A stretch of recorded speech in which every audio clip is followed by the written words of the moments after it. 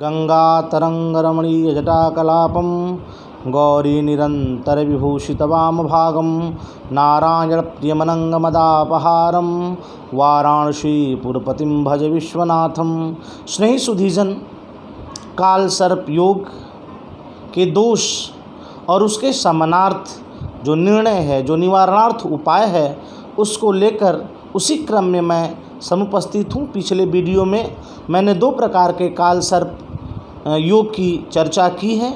आज हम तीसरे प्रकार के काल सर्प योग की चर्चा करेंगे। किसी भी जातक की कुंडली में तीसरे स्थान से लेकर 9वें स्थान तक के बीच में अगर राहु और केतु के बीच सारे ग्रह स्थित हों तो वैसे काल सर्प दोष को वासुकी काल सर्प योग कहते हैं। यदि आपकी कुंडली में तृतीय भाव से लेकर 9वें भाव के बीच में ही राहु केतु हों, उसके बीच में सारे ग्रह स्थित हों, तो इस प्रकार का जो काल सर्प योग बनता है उसे वासुकी काल सर्प योग कहते हैं। उसका दोष यह है कि भाई बंधुओं से वह बंटवारा करवाने की स्थिति करवा देता है।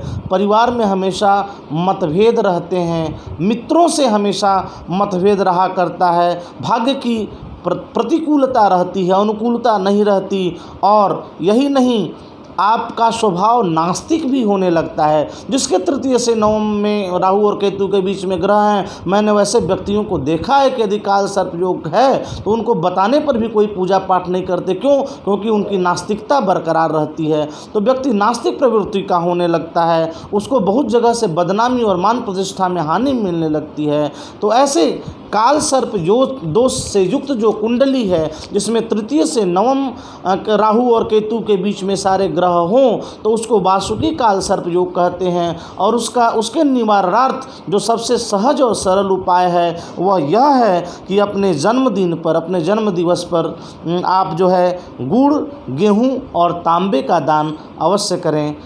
जन्म दिवस की बात आई तो एक बात मुझे याद आ जा रहा है कि उसको वर्षगांठ क्यों कहते हैं और उस दिन किस तरह का पूजन होना चाहिए। इस संस्कार का लोप धीरे धीरे होते जा रहा है। एक बार मुझे जन्म संस्कार पर मेरे अपने एक प्रोफेसर मित्र ने ही बुलाया और उन्होंने कहा कि हमारे पंडित जी कह रहे थे कि सत्यनारायण भगवान का कथा सुन लिया जाए, तो बस इतना काफ़ी है। हमने कहा कि नहीं, जन्मदिन संस्कार के कुछ नियम होते हैं, उस नियम को आपको पालन करना पड़ेगा। वर्षगांठ का मतलब ये होता है कि एक रक्षाएँ बनाई जाती है जिसमें उतने गांठ अभिमंत्रित करके बनाए जाते हैं और फिर उस व्यक्ति को पहनाया जाता है। वह एक तरह का रक्षा सूत्र होता है।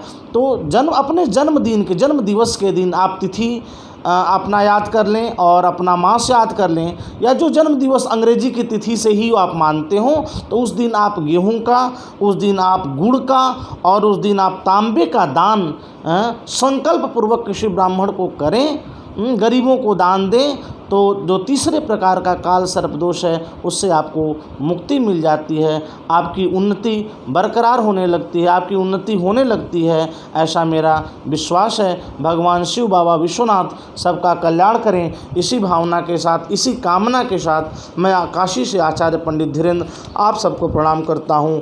प्रणाम। हर हर महादेव।